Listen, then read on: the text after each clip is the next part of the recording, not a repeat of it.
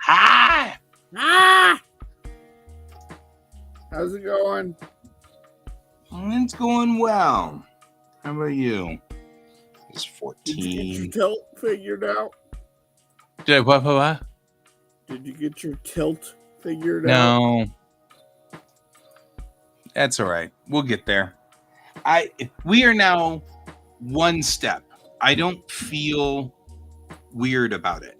So what happened last night was I took a snapshot of the stars in Celestia that are all marked now. I figured out the code to tell Celestia to tag a star and rename it with my name.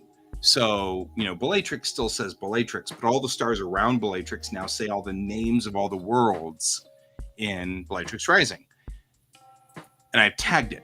And so that's how I found out that I was still off by tilt, because I took and made an Excel document with all of the X, Y, and Z information that I got and had it plotted on an XY grid. So top-down picture of the stars. And then took a snapshot of Celestia and they didn't line up. The stars didn't line up. And I was like, uh-oh. And then I rotated Celestia. And once I got to about, 60 degrees up, they all lined up perfect. So I was like, crap, they didn't adjust. But I've already got the X, Y, and Z coordinates now. They're already correct. They're in the correct place. It's just that my X and Y grid are like this. So they're not flat. And I'm like, I just need somebody to give me the little bit of math, because there's a thing you can do when your Cartesian coordinates are off. There's a math thing. And I said it in my post. And it's a math thing. And all you need to do is, multiply X by your grandmother's social security number. And then it comes out just fine. And everything works. So I just need somebody to tell me how to program that math thing into Excel. And poof, we are done. This will be done. In the meantime, we're working on rendering this guy out. And then we're going to work on my script, which doesn't involve this at all. So that's where we'll be. How are you doing? Not too bad.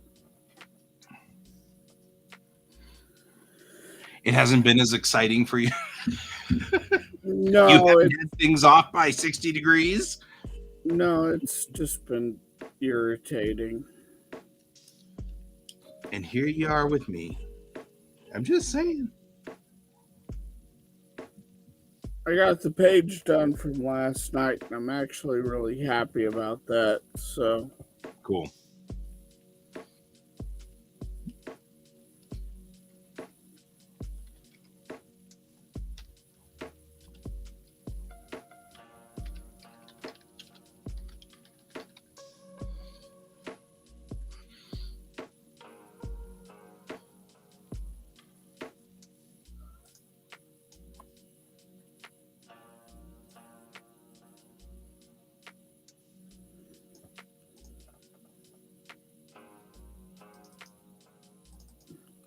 I'm looking up references right now.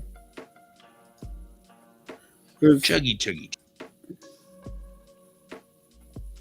Because they're inside a car. So how do I make a car scene more dynamic to have people talking in without it being a bunch of talking heads? Right. Yeah, I know that one. All right. 6 billion lines of dialogue here that all need to go bye-bye. Time for me to crunch it down.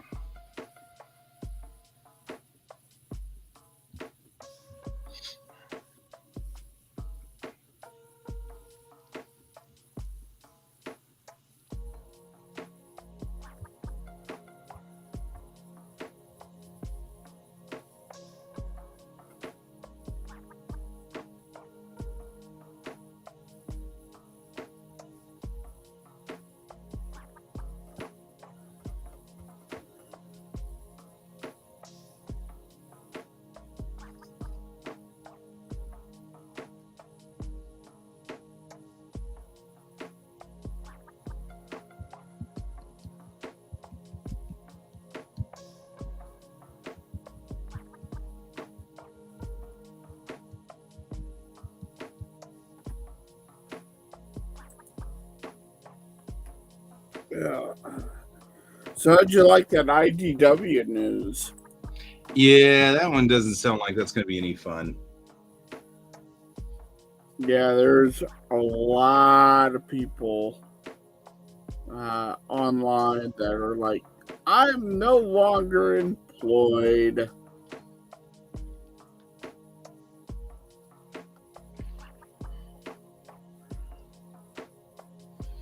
I don't know.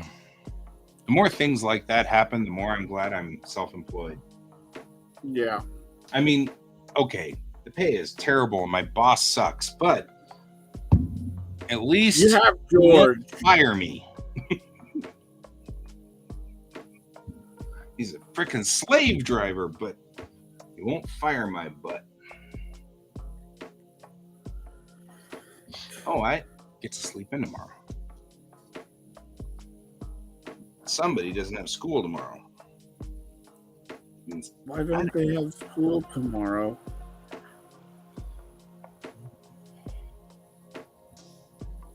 That seems kind of odd.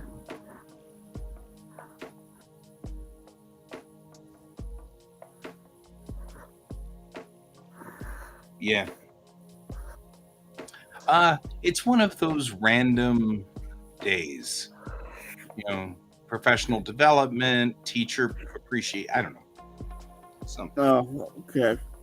It's a thing. One of those days. Mm-hmm. I think they were called like in-service training days or Something.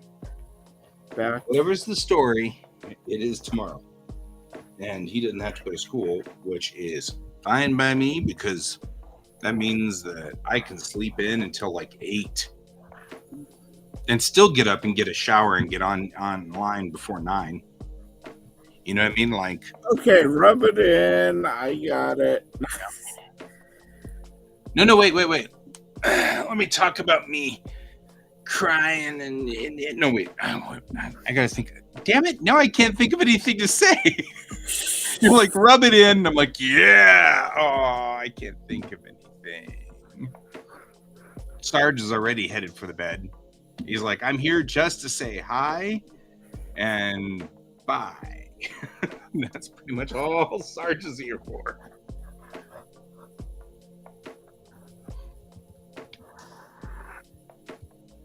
Yeah, I have a problem with auto erect as well.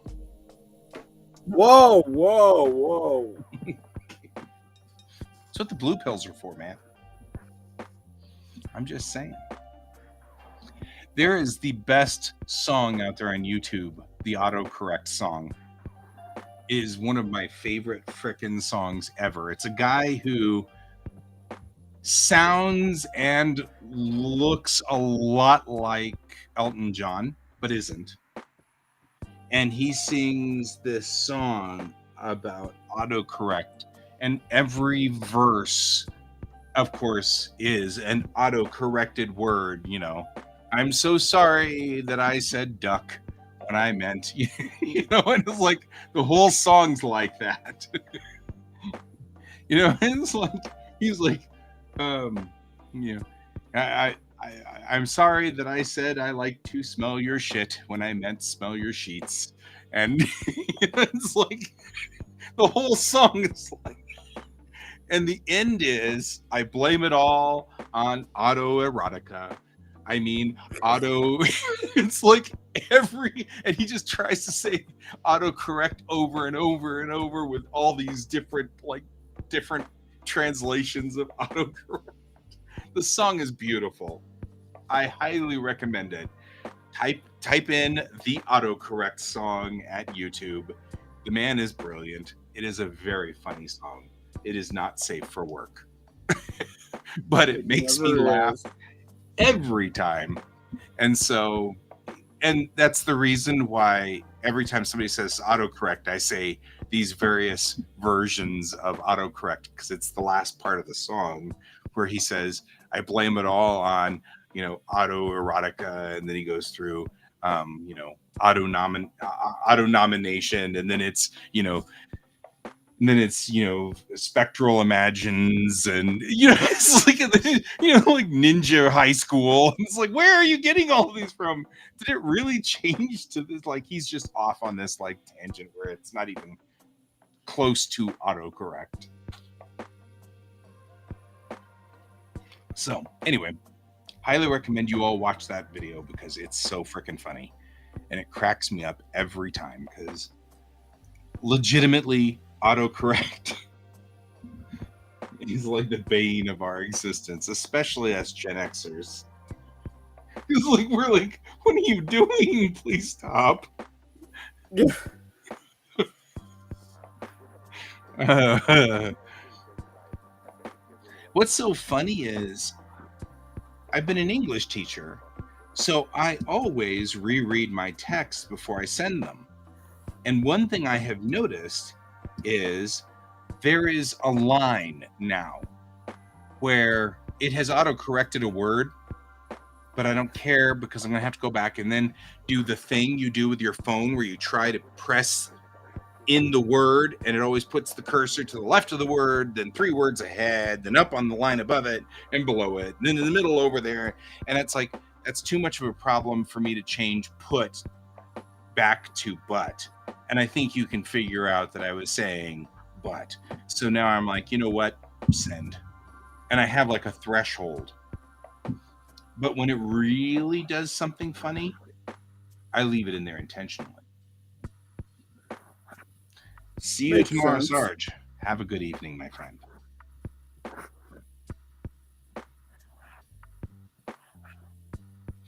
We're on frame 412. And rolling.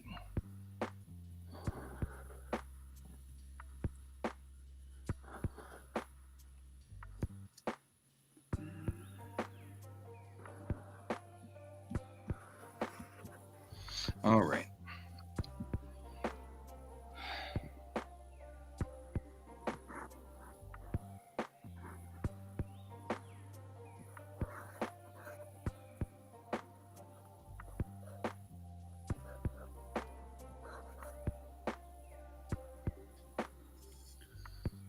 It's good enough in this case.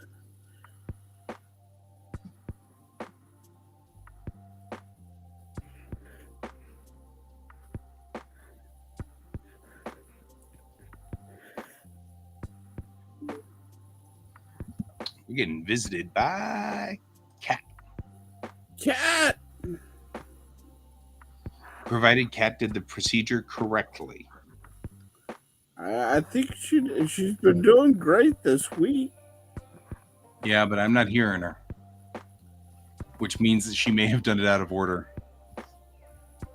She was saying something about that the other day about how she has to do OBS and everything correctly in the correct order.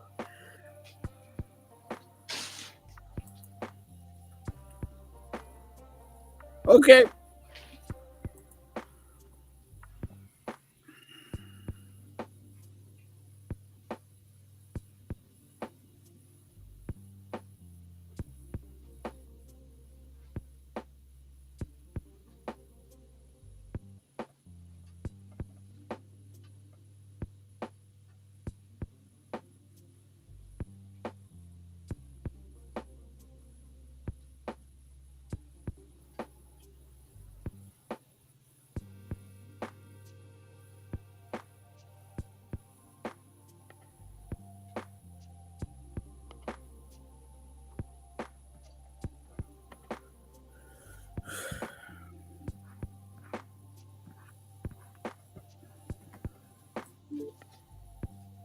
She's back. You have to let her in. I am not over there right now.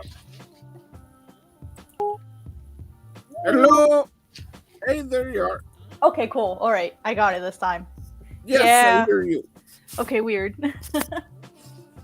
Because at first, like my like sound bar wasn't moving, so I wasn't sure what the deal was. Okay, good. I'm glad you guys can hear me though. Yes. How's your day going? Not bad.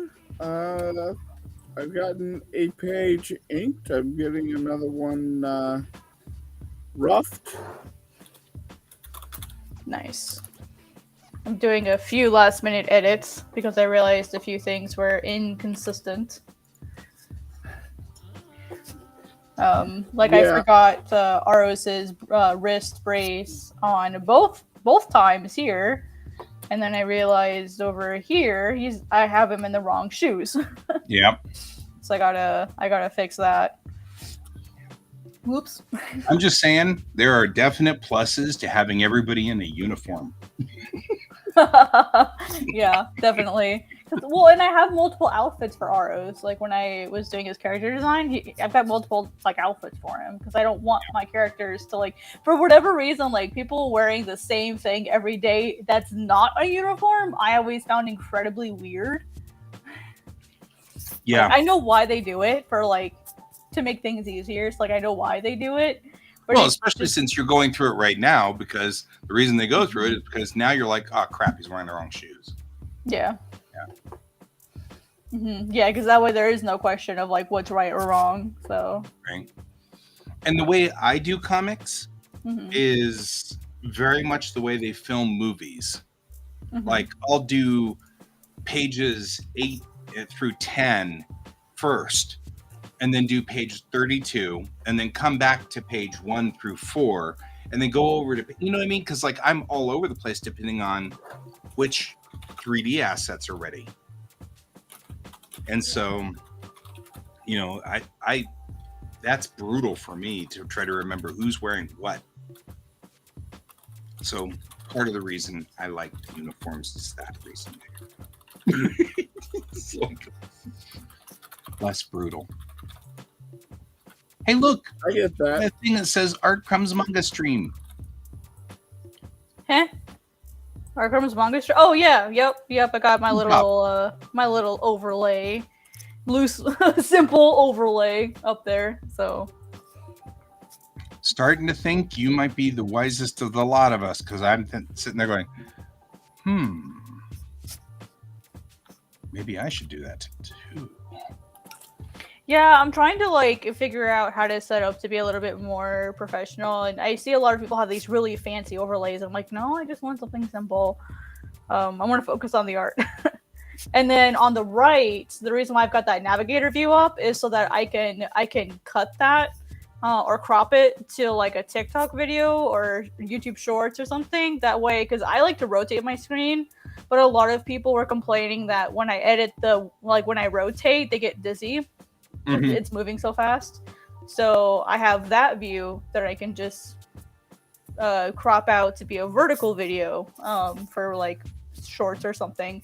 And the way that I do it, it leaves enough space so that if I want to put text underneath it to explain what it is, I can do that and there's still space for the full video. So because the pages themselves aren't 16 by 9. I mean, they're pretty close, but not exactly. So it leaves like just enough space where I can maybe have like a little bar at the bottom and explain what it is. Yeah. I mean, the only downside is you can see the margin lines, but they're so faint that you probably won't really notice them that much.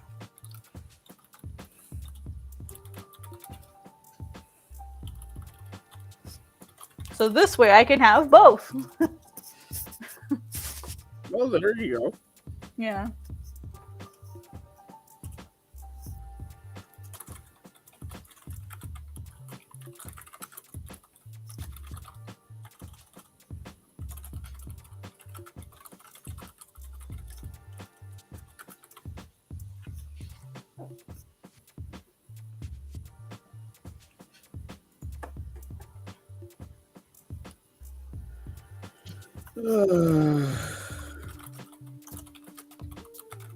So, what do you think of the IDW thing, Kat? Absolutely tragic. It kind of doesn't super surprise me, only because they've lost so many titles lately.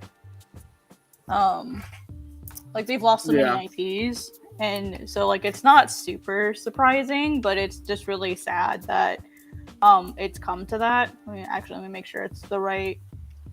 Oh, it's his left. This is left. Okay, that's his. Okay, no, you never mind. You can't see it. I did it on the right hand. I'm right. Yeah, because it's his left hand that has the tattoo, so his left hand has the wrist brace. Okay, I'm good. I don't know what I was thinking. Well, there you go. But anyway, yeah, it's just tragic all around, honestly. And some of the people that I follow and some of my friends are freelancers now, as they put it. Mm-hmm. Yeah, and I'm not sure what to make of the stockholder making his son the CEO. Probably to keep it in the family. Oh yeah, well that part's very obvious. I'm just not sure. I'm hoping that the guy knows what he's doing. It's name otherwise only. gonna... I'm pretty sure it's name only. Because, I mean, there's people above CEOs, right? So, you know, like, just because he's a CEO doesn't mean that he's running everything by himself. I'm sure there's, like, an advisory board and all these other things. You know, chief revenue officers and, like, other sorts of positions that will be probably providing guidance. So I highly doubt. I think it'll be more of a figurehead position, maybe starting out, and eventually he'll run things on his own. But I mean, they just fired what a third of their 40%. That's between a third and half, or between a third and half. So like, I heard 39% of their staff. Yeah, I just rounded it to 40, because numbers. But yeah, I forgot to switch what page I was on here. Yeah, it's tragic overall, and I feel for my friends. Yeah, I mean, and there are Star Trek titles in there too that'll probably be dumped, which is likely going to be an issue as well. I mean, I know my priorities are slightly askew, but you know, you're like my friends, and I'm like, and Star Trek. Well, I mean, yeah, I care about those titles because they're major IPs. You know, TMNT too. You know, so like there's a lot big IPs to be going down. Yeah. Well, worse, the comics recently have been canonical. They've been actually part of the story, which is not something that Star Trek's really been doing ever. You know, the Star Trek comics were always sort of, well, I mean, you can sort of think that this maybe happened, you know. But, yeah. Terry Metalis really is working hard on that. Just fixing all of the weird stuff. So what do we think is going to happen with IDW? They'll get picked up I think they'll get acquired by somebody else. And then we'll just lose IDW all the way around, huh? I think it'll be more of a merge than an acquisition. Maybe. I think IDW will still exist, personally. I think it'll just exist under somebody else. That's fair. Sort of like how they tried to do with Oni Lionforge. I think it'll be something similar to that. Or they'll have... I mean, because like, dropping IPs legally is really hard. Especially something as, like... Because it's in multiple countries, it's going to be a little bit harder to cut that cord. And some of those are big IPs, so it's not like you could just go, and we're dropping this. No, because he doesn't have school tomorrow, should I? No. But I'm not going to be able to deal with him until midnight.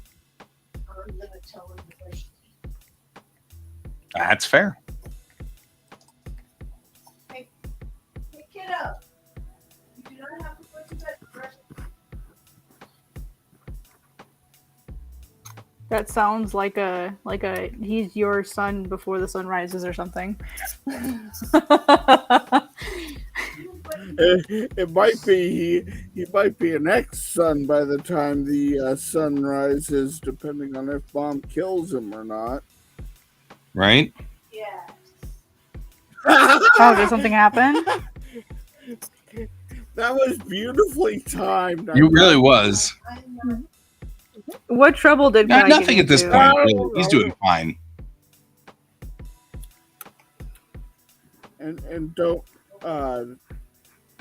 we try not to use his name on air.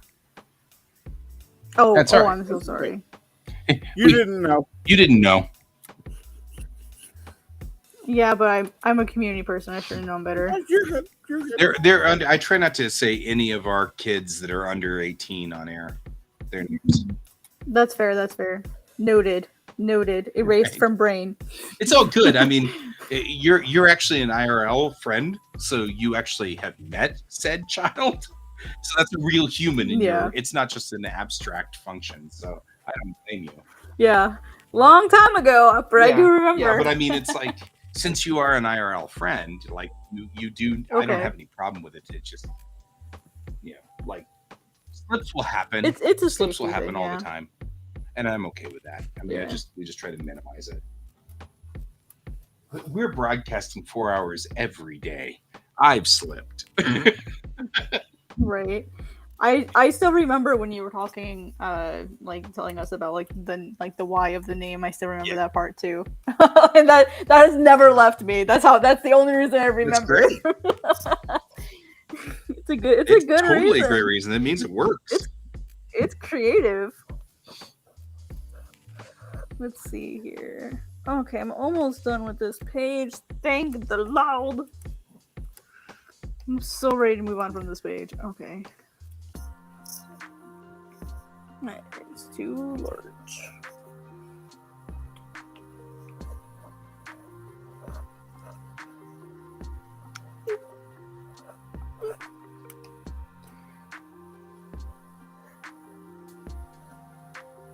Get rid of that.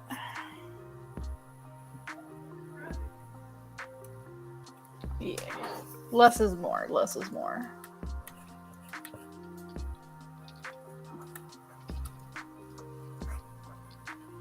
Aros is about to get his butt kicked.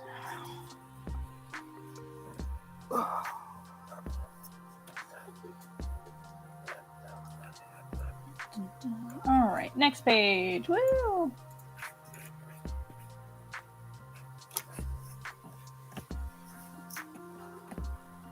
And here I am in this intersection again. Waiting for Bluey to do Bluey's thing.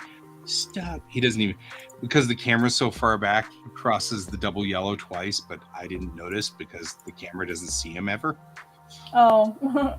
So I'm like, that's fine. Nobody's going to see it. The kids won't see it either. But you'll know. But I'll know. And it might bother me.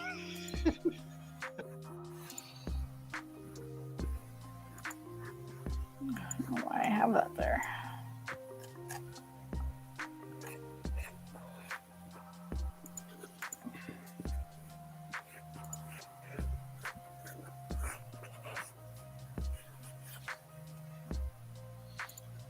Get all these sketch layers together.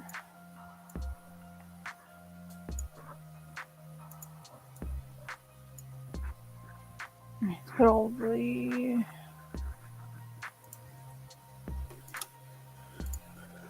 3D layers in one place. Those are all my references. Mark that red. Oh, that is also references. Mark that red. I'm going to do a little cleanup of this, but... Oh, that was way too easy. Red. I'm going to start thinking something's wrong. That was so easy.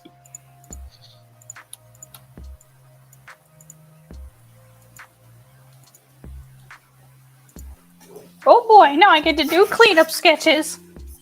Yay! Yay! It's an animation.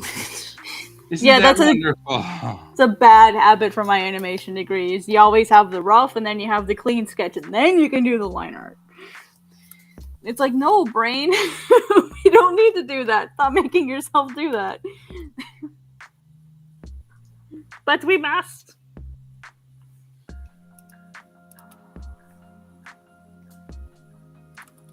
Gonna leave his brake lights on, man. Brake lights. And he's got to keep blinking that turn signal.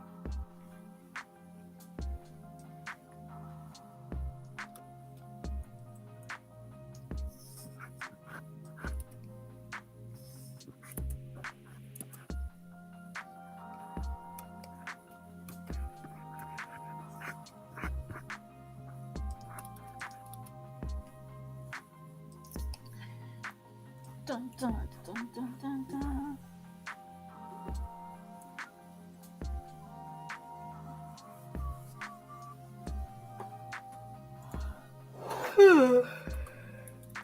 Right? Yeah. Oh man, I've had 2 caffeine pills already today, and I'm still yawning.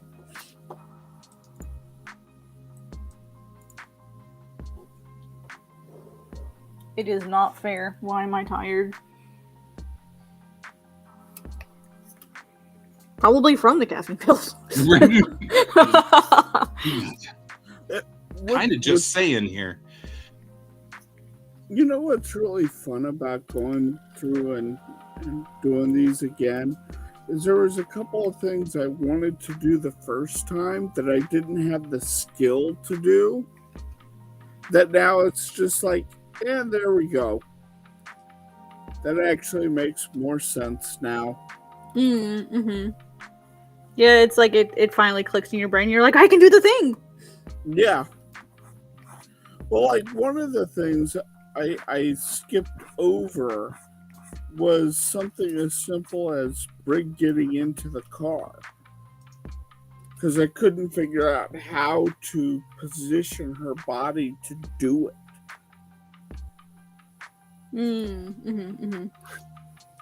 I feel that, yeah. And now that I have a little bit more skill, it's like, oh, I can just do this.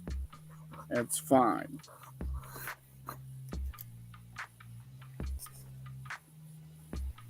Or, like, I had kind of a eureka moment with Chapter 5, in which I wanted to do a lot more with this one little logo. Mm-hmm. And so I thought, you know what'd be neat is I haven't let the scenery of their headquarters breathe. You know, they get there and it's just them talking the entire time. And I haven't let the environment breathe and come to life. Mm-hmm. Yeah, that's definitely something that I notice a lot of creators do is they don't it's not that they don't put enough work into it, it's that they're so focused on the characters that they forget that these characters exist within a space. Well, and sometimes the space Is a character, personally. is a character, but you forget about that character. You know, you're very involved with the story that you forget about crafting what's happening around. Yeah. Because that's something I notice I do quite a bit. Because I don't that's one of the reasons why I switched to this Marvel method sort of style of script writing. Because I wasn't crafting scenes.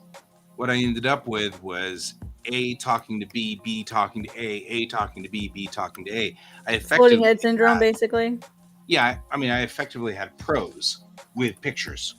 You know what I mean? And I wasn't crafting the scenes.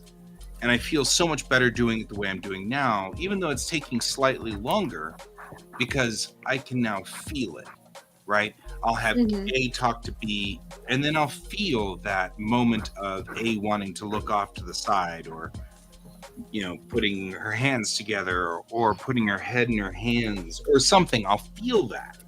So then I can just right there and then put a panel where nothing happens. She just puts her head in her hands. Yeah. I mean, Or- and it's a moment where you can take that beat or whatever. Or you can have them, they're still talking and give them dialogue, but they're doing things, they're doing actions. Right. And like the car scene, one of the things I'm adding came from issue 5. In issue 5, Brig asks another soldier for a cigarette. I went, you know what would be totally a Brig moment is if she climbs into this person's car, doesn't even ask permission, and just lights up a cigarette right in there. Oof. Like, total disrespect for the people around her. Mm-hmm. Because she doesn't care about them. And it's that moment where I can characterize her a little bit more. Yeah. Yeah, I've got particularly, to. Go ahead. particularly you, Kat, you would appreciate that considering you also have an asshole character. Yeah, yeah. I've got a couple of them. Aros here is a little. He is an anti-hero, so he does have like these moments where he's just like a complete prick. And then I have like my villain as well, who's also pretty rude. Ooh, this leg is way too long. I'm gonna put that character up. I love that. It's such a random, but so appropriate. Yeah, like that's just like squirrel brain. I can't help it sometimes. Squirrel brain is like, oh wait.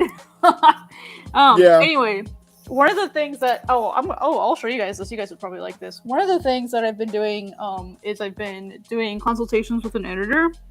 And she and I haven't like talked to him like a little bit. But what we did is we broke down like my story and the characters and stuff and their goals and all that jazz. And so the first thing, let me find it. I have so many pages here. Okay, this first one. The first thing we did is we figured out who the 4 main characters were. And in my particular story, like actually, let me step back. Let me go back one further.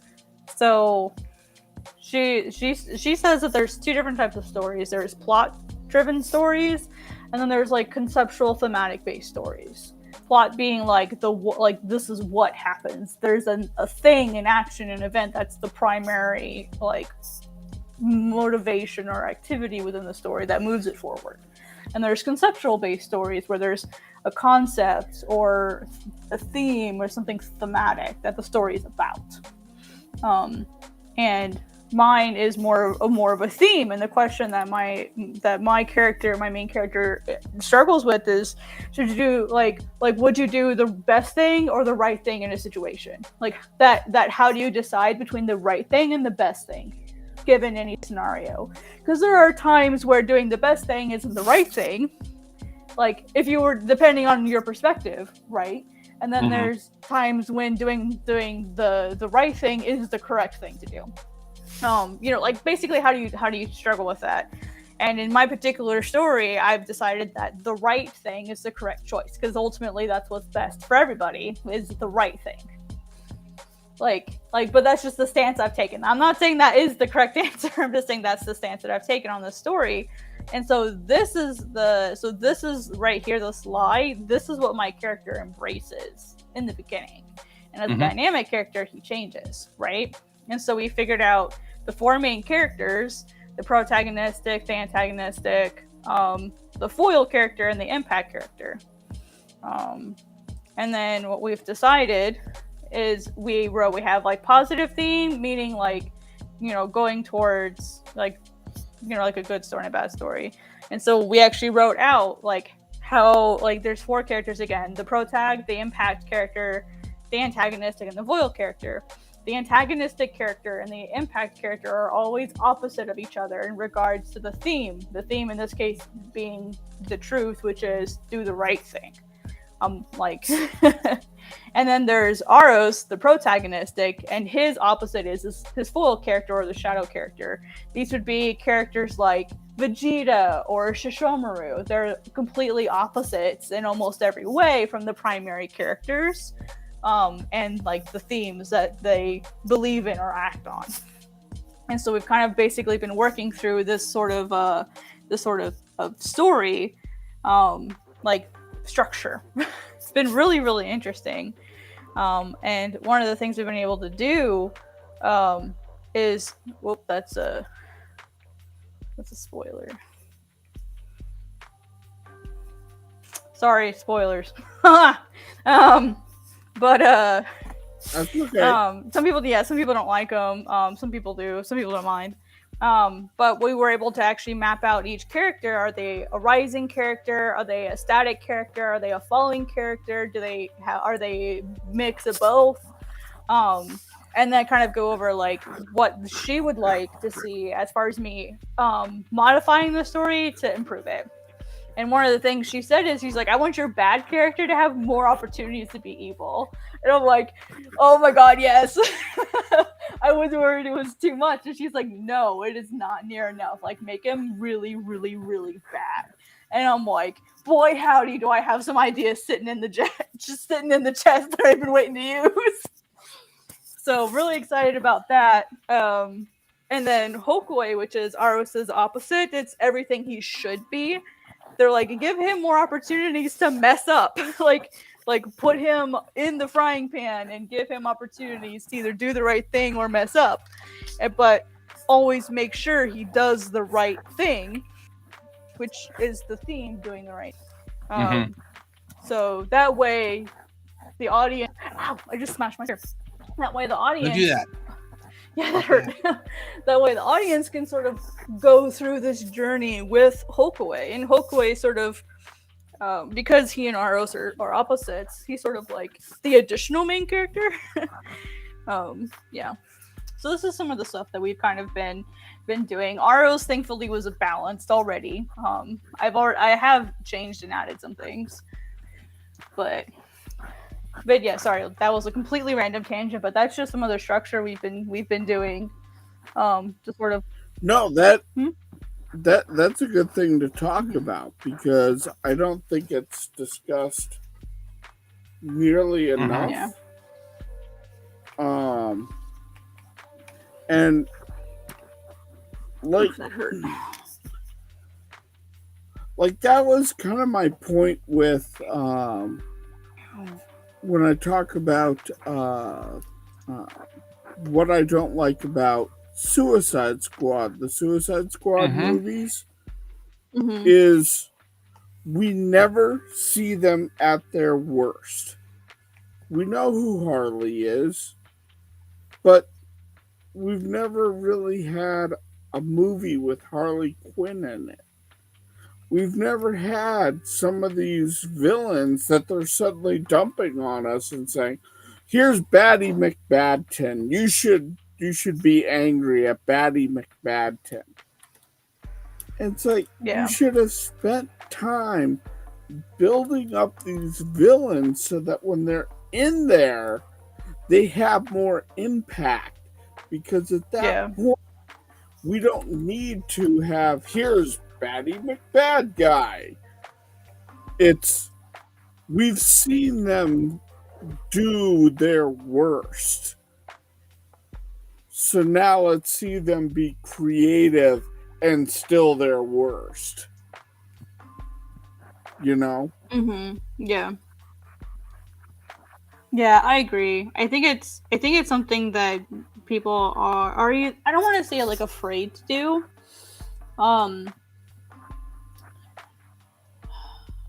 I mean, I feel like people, like, especially Western media, and I don't know if you agree with this. I feel like in Western media they focus too much on the what and not the who and why. It's just like, this thing happened and this thing happened. Here's the conflict that you have to care so much about, and it's like, yeah, but where's the character's will? Where's the character's desire? What does the character want to do? I care more about the character than I care about what happens to the character. If the character is supposed to be what I care about the most, make me care about the character instead of what happens to the character. Yeah. No, absolutely. And I think that's why a lot of people like manga more. Is it as a storytelling format, it naturally focuses more on characters because it doesn't have to be plot driven, or it doesn't have to be conflict driven. And Western media relies on a conflict for the most part. Well, it's still conflict driven, but the conflict can be more. No, it does not. complex. Kishoten Kets does not have to be conflict driven. That's a major part of its original formatting. So no, it does not have to be conflict driven. They can have conflict, but the traditional version of Kishoten Kets does not need a conflict.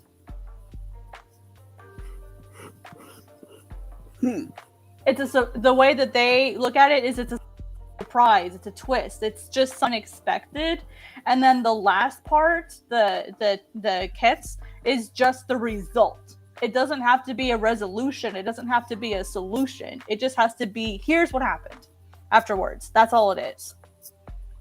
Unlike in Western media, where usually you have to like solve whatever the conflict is. That's what the climax is. It's either the moment. It's like that moment right where like the confrontation happens or the problem gets solved. Like that's the climax. And in Kishoten Kets, it's not that way. It's just here's something unexpected, and if it does have a conflict, it's usually like the biggest moment in the series. You know, like biggest fight or whatever. So that can exist in Kishoten Kets, but it doesn't have to. Like folk tales in Japanese folklore are a perfect example of this. There's a lot of Japanese folk tales that don't have a solution at the end to whatever the problem was that was introduced. It's just the yokai like got the like he or let's say it's a kitsune or whatever. Like this man went and lived with a kitsune or a yuki-onna forever, but he didn't know it was, and then like. Years later, he comes out and finds that he's not aged and everyone else has, and he has like 50 million children with this Yuki-onna or whatever. Like, you know how Yuki-onna are, like snow women. Yeah. Like, there's no there's no technical conflict in that story.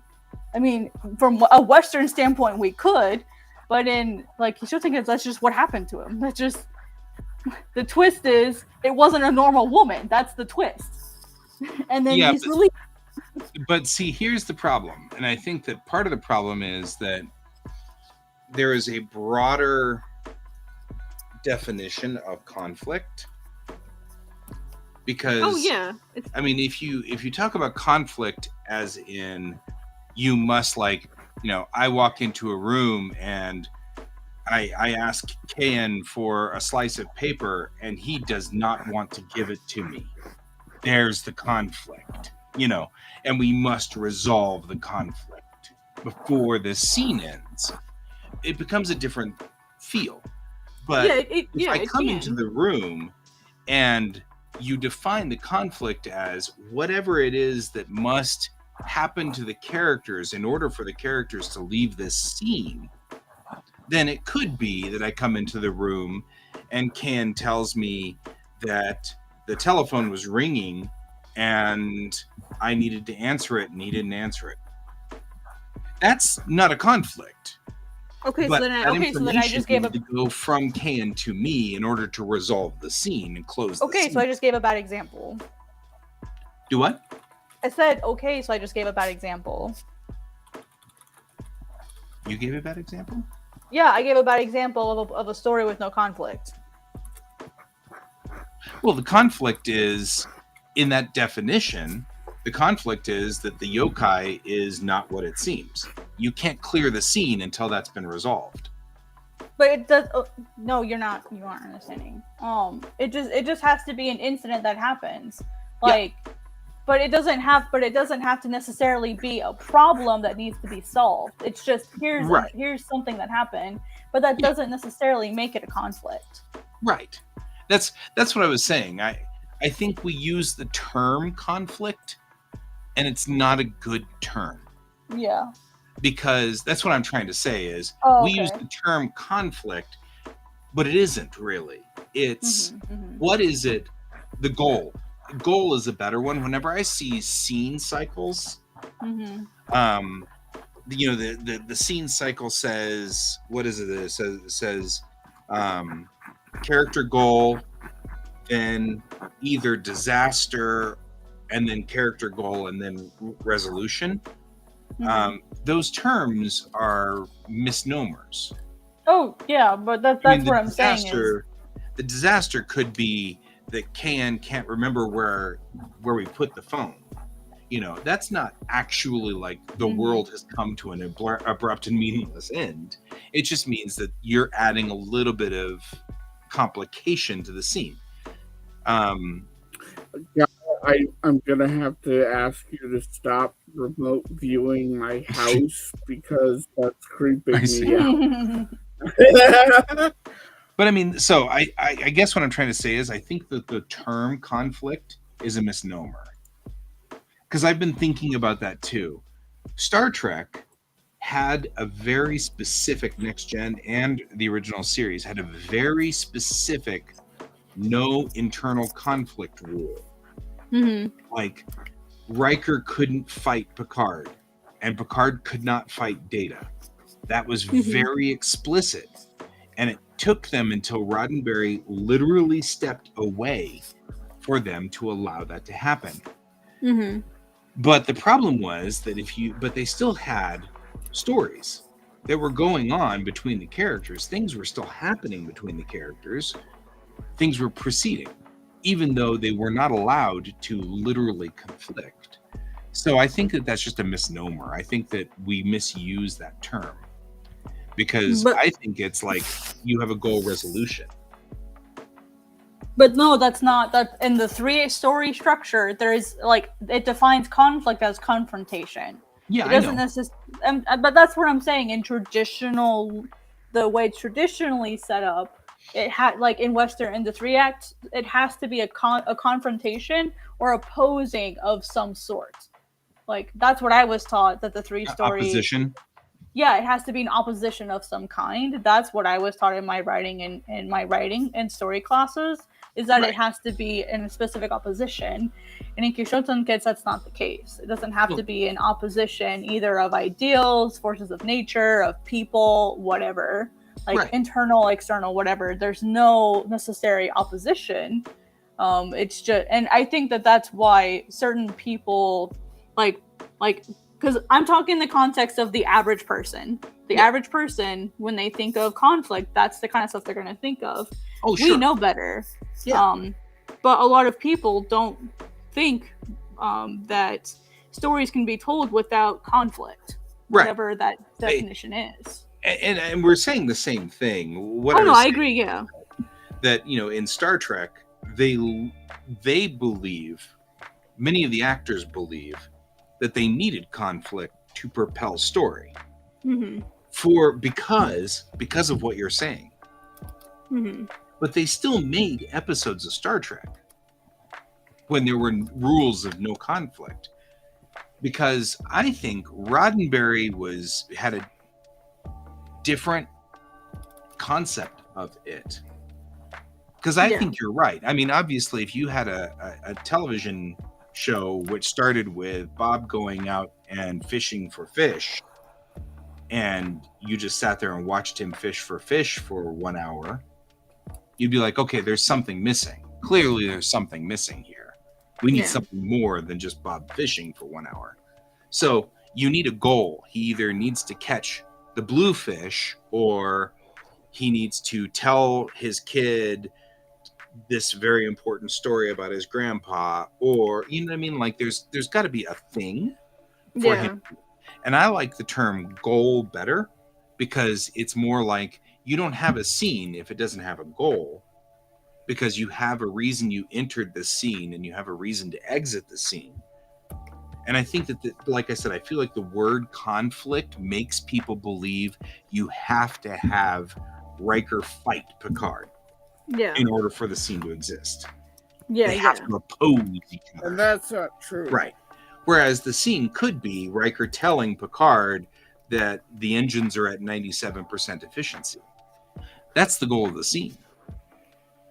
There's no opposition here. Nothing's wrong with it. It's totally acceptable. I do feel like, though, you need, like, because you're talking about a twist. I feel like when you exit one of the acts, you do need something. What do Because you I mean? agree with that. You need something more than just. You need the dun dun dun moment, and I don't know feel what like- it's called. I feel like that's a matter of personal taste, honestly. Probably. Like, I feel like for the average person, yeah, they're gonna need those things. But I feel like just to play devil's advocate, because I love playing devil's advocate. It's all Like, good. like you don't have to have that to make a story. Now, is it a good story? That's debatable. But I feel like for people to make stories, they shouldn't feel obligated. Oh, I have to write for how the average person wants to read. Like, No. And there's that too. Now, is it going to be considered a good story, or like something that a lot of people are going to want to read? Probably not.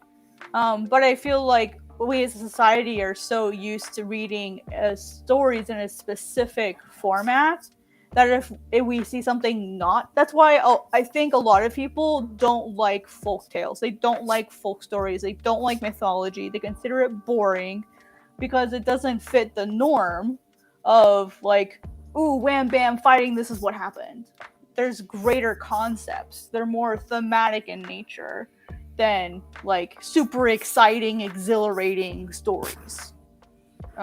so And that's my I theory. feel like I misrepresented myself a little there. And let me exemplify here with my layouts, right? Coming up on page 19, which is actually really the 16th page, that's a splash, right? So Mhm. whichever way this goes, I want something right here at the edge of page 18 that makes people want to come back for the next part if it's split up into two sections that ends up being over 2 months. So let's say that you and Kan and I all decide to make an anthology, and we're going to take all three of our comics but only run them 16 pages at a time. Mhm. Right. You need something here. The goal of this scene needs to be something that makes people go, huh, because you want them to come back. Right, but you have a completely different type of story with a completely different purpose. Right, but that's what I'm saying. I think that if you are building something like this, you do want agree. something that makes them Yeah, a question. You want a for question sure. here. Yeah, I'm more talking about like the shorter one shots, like because most folktales are really short. They're short stories. They're sometimes just prose, sometimes a paragraph. Like that's more what I was talking about. Like these shorter stories that are just did blank. Like blank went to the grocery store. Blank went to buy eggs. There were only goose eggs available. They went home. Right. Like I mean, the like twist that sounds is like this guy. yeah, like the twist was, oh, there's only goose eggs, so it wasn't the Right. typical egg, and the egg is like ginormous compared to a chicken egg or whatever. Like that's the twist. That's Quixote's hits. there's no conflict there. It's just, it's a different type of egg. Okay, Right. whatever. Move on with my life. Right. Well, You know, and that's like- what I was saying. That's what I was saying. I think that the misnomer is the word conflict. Oh yeah. Because you have a goal. Your goal is to get eggs. Mm-hmm. You go to the store. There's only goose eggs. You have to make a decision. Do you want Mhm. goose eggs or not? You Mhm, decide you mhm. do, because goose eggs are still better than Nothing. So Yeah. you decide to get the goose eggs. That's a story. There is a goal, and even in that one, that has the classic has the classic second act complication, Mm-hmm. because the traditional story setup says first act is tell you what the story is, second act is complicate that, third act is resolve it. So Your Yep. first act is go to the store to get eggs. Second act is there are no eggs, only goose eggs. Third act is decide to get the goose eggs and go home. So it's still there. And I think that's what I'm saying is I feel like the word conflict is not appropriate because to me, by traditional things, there are no goose eggs. That's the conflict. But that's not a traditional conflict. It's not like he was beating up the eggs and the eggs are like growing little hands and trying to punch him back. Yeah. Although that would be a cool ass I'm story. I'm on board with this plan if somebody wants to put that down. The goose eggs that fought back next time on Fox. A man fist just pops out of the egg and just starts punching Wailing the on guy. a guy. No, yeah, I feel like that's something that I had to learn because you are absolutely right. It's like the way that society says it. They use the word conflict and then teacher to student, that becomes more rigid as conflict. And then you have to unlearn that. Yeah. Conflict could be they don't have eggs, you need to get goose eggs. Like Yeah. that's Or all it could be that you bought the wrong carton of eggs. right. And you don't find out until you get home. And it's like, oh, that would be the 10. And then the resolution would be you make like a ginormous ass omelet instead of a regular size one. Right. There's no conflict there. Buy It's just, an oops, I got the wrong one. Like it's funny, Right. it's laughable, But yeah, no, I definitely agree that it's something that we especially as a Western culture have been taught that there has to be a conflict for everything. Right. And it's like, no. Well, No. but that's what I'm saying is like And I'm agreeing with you. Instead of saying no, I would say that it should be goal, not conflict. Because if you were to tell me that goose egg thing, I would say the conflict is, can you get eggs or not? You know what I mean? Like that's the conflict, so to speak. I think you're looking for a conflict, though. Yeah, but that's what I mean. That's because the term is a misnomer. Hey, Neon, the term is incorrect.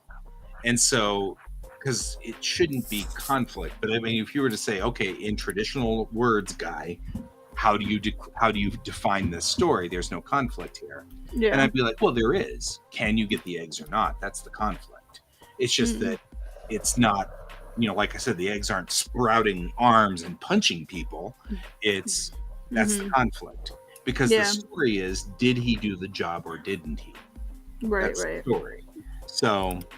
So that's your conflict, if you will. That's why I like the term goal better. Because I'm just using the technical terms. Yeah, I know. But that's why I like the term goal better because That makes sense. It indicates more that the character had a goal. What's the goal of the character in the scene? He needs to get eggs.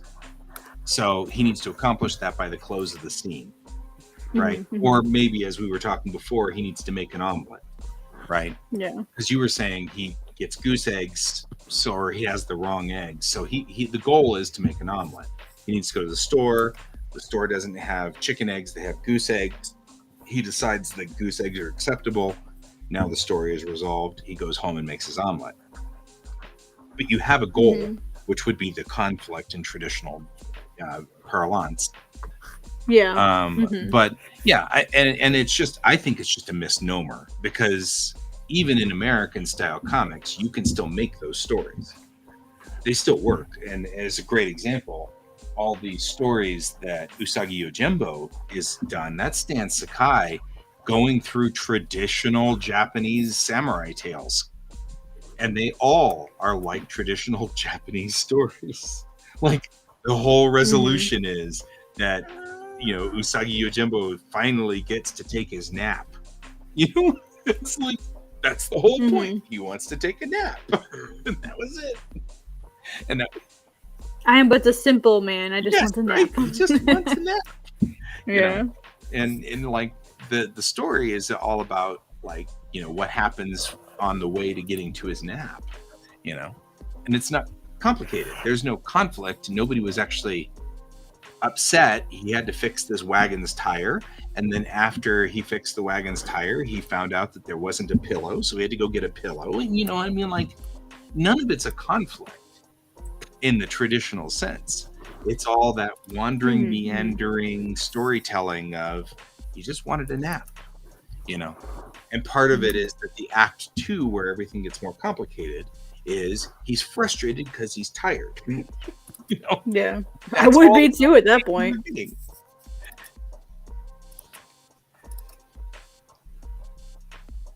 Well, that's kind of what I was saying. You wouldn't really. Neon's asking about that specifically. If a main character doesn't have a want in the beginning of the story, is that bad? And I was like, no, I don't think that's necessarily bad, because the story could propel itself.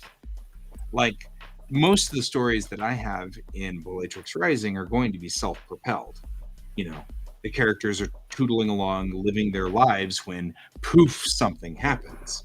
Because it's a Star Trek-esque story. So they're, you know, the Enterprise is flying through space. They come to planet 123 XYZ, and all of a sudden there's a thing there that they have to run into. You know. So yeah, it doesn't necessarily have to be a want.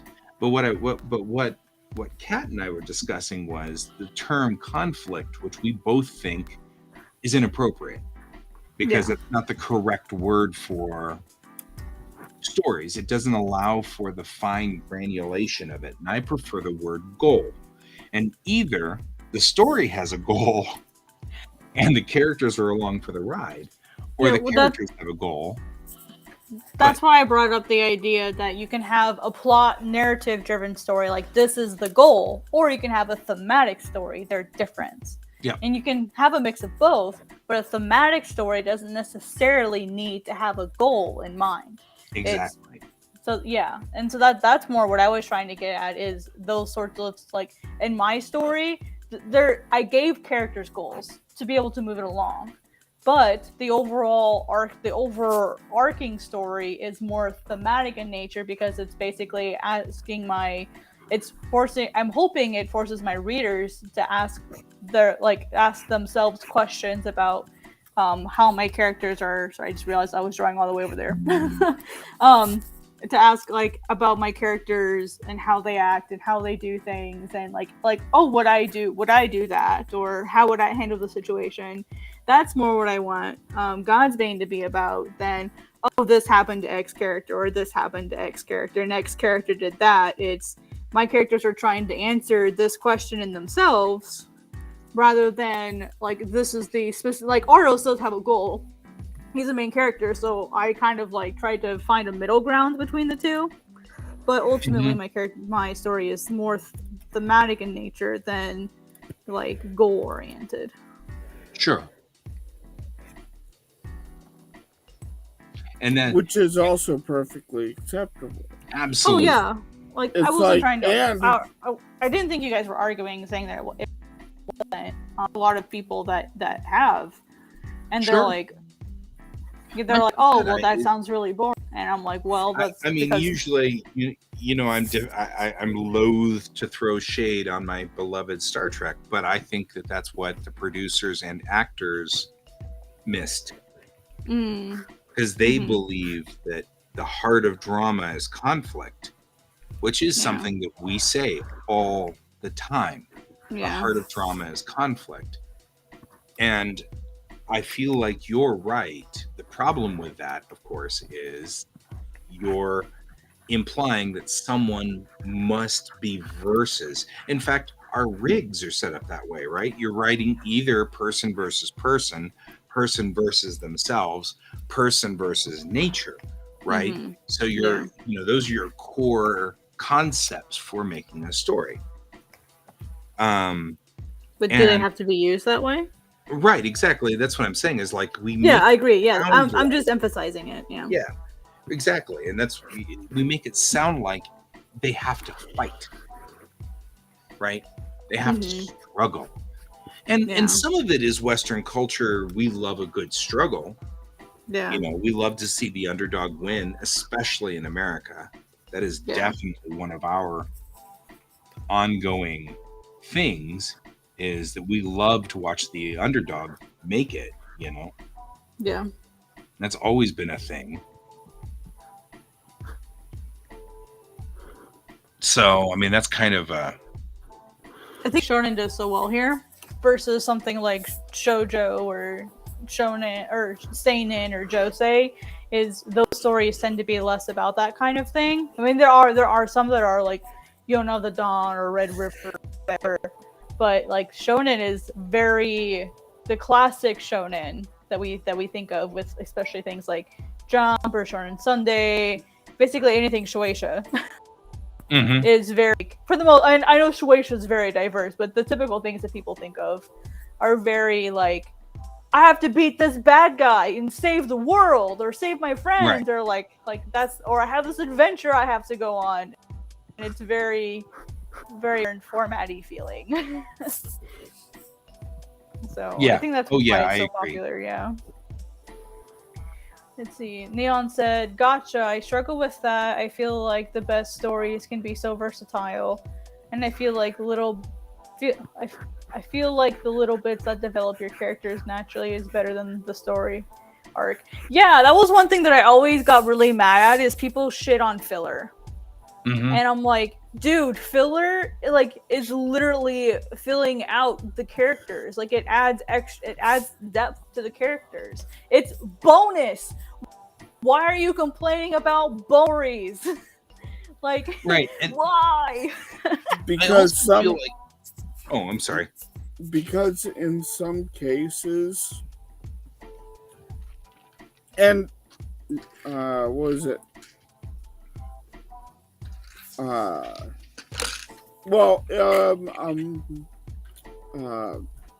Full Metal Alchemist Brotherhood.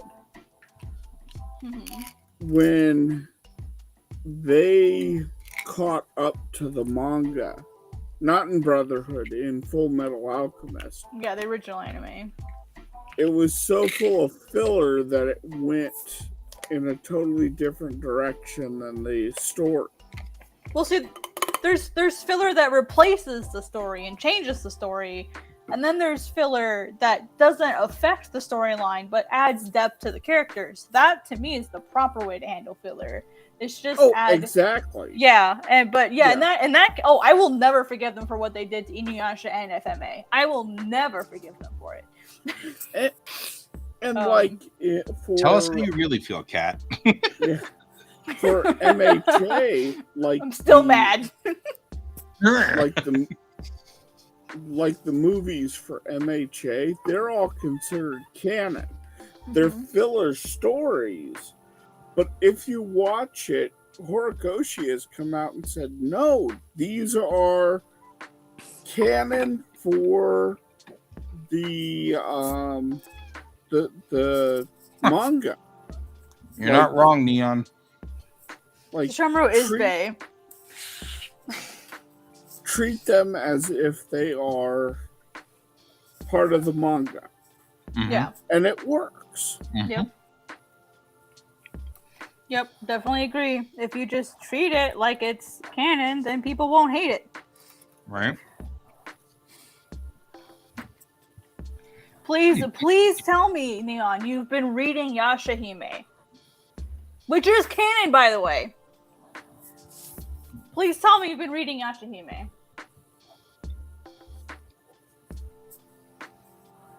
Some people got... Huh? You're talking to Neon, yeah? Yeah, Neon. So Yashahime is... The character design was done by Rumiko, but the writing is done by one of her proteges, Takashi Shiina. So there was an anime of Yashahime. Yashahime, it's the sequel to Inuyasha. Right. That's the princes of Yashu. Yeah. Yashu. And so it's Shishomaru's kids and Inuyasha's kid. Shishomaru has two. Yeah. The anime came out 2 years ago. Okay, so I will tell you, because I've already watched the full anime, and I've been reading the manga. Please read the manga. The manga is canon. The anime, they basically pulled the Full Metal Alchemist, and they just roughly stuck to the story, but then took it off in a completely different direction. So if you want the canon, you need to read the manga, and there's at least 2 books out in English. I'm not sure if the 3rd one is out yet. I need to go double check. But there's 2 volumes out there for you at least. Yeah. Yeah. And I mean, of course, it's. I keep thinking about this, and I'm like, so Rumiko does this thing, right? She writes 1 billion issues of everything, and now she's writing 1 billion issues of everything, and all of her proteges are writing 1 billion issues of everything. Right. Like, the Rumik universe, the Rumik world will take over like a quadrant, right, of all manga. Mm-hmm. Yeah, I still don't know if Rumiko. I don't think she sleeps. I think she just. I don't think she does. She just turns off for a couple of hours. Mm-hmm. Yeah, so with Rin and Sesshomaru, the way that they set up their relationship is Rin asked him. She basically was like, "Hey, I would like to be with you." Like Rin approached him is how they arranged that. And it's really cute because you get to see how Jockin changes his attitude towards her, like because suddenly now like she's his master too. He's really polite to her now because he has to be, but it's adorable. Sesshomaru has 2 daughters, and then Inuyasha and Kagome have a daughter as well. So that's why it's Yashahime. There's 3 girls. It's a really good story. I absolutely love the new art by Shina, or sorry, Takashi. It's really, really nice, honestly. I mean, it is a little strange that he hung out with her a lot as a guardian, and now they have a relationship. But honestly, let's think about the time period this is set in. Let's be honest with ourselves. That probably wasn't that unusual. It wasn't. And Neon, that's a Rule 34 thing. Don't go to DeviantArt. Yeah, right. And it's sad that DeviantArt has become that way.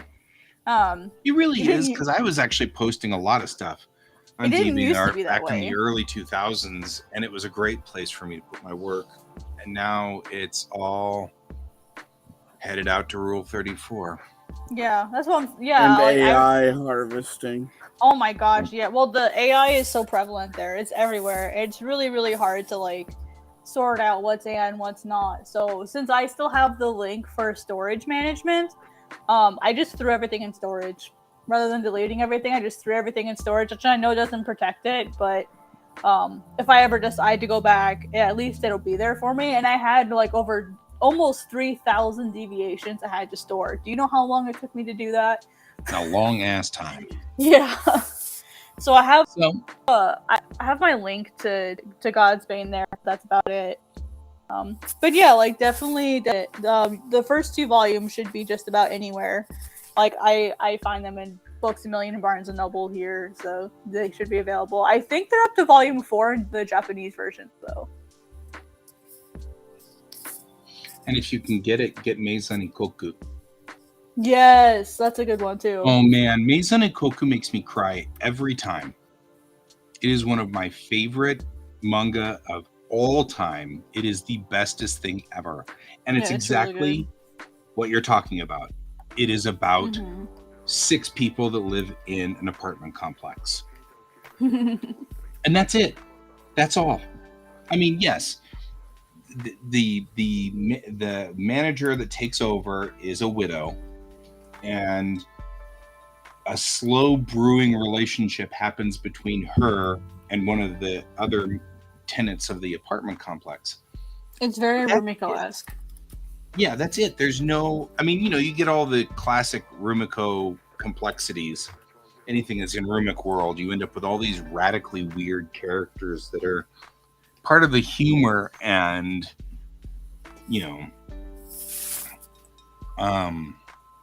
there you go. But part of the humor and is that adds such depth and tenderness to the entire story. And it's the first time that I actually read a manga and I just like sat at the end just with tears rolling down my face going, but I don't want it to end. Yeah. Trying to remember which one that was for me. Probably Yu Yu Hakusho. Oh, Wolf's Rain. Wolf's Rain was the first one I actually cried at the end. Wolf's Rain. Mhm. Wolf's Rain's brutal. Yu Yu Hakusho, I was pretty sad at the end. I think I cried. But Wolf's Rain, I definitely did. Yeah, Yu Yu Hakusho is definitely a story. I don't know. Okay, so I like how you added the intonation at the end. well, okay, so Yu Yu Hakusho was playing at the anime club that I went to in the 90s.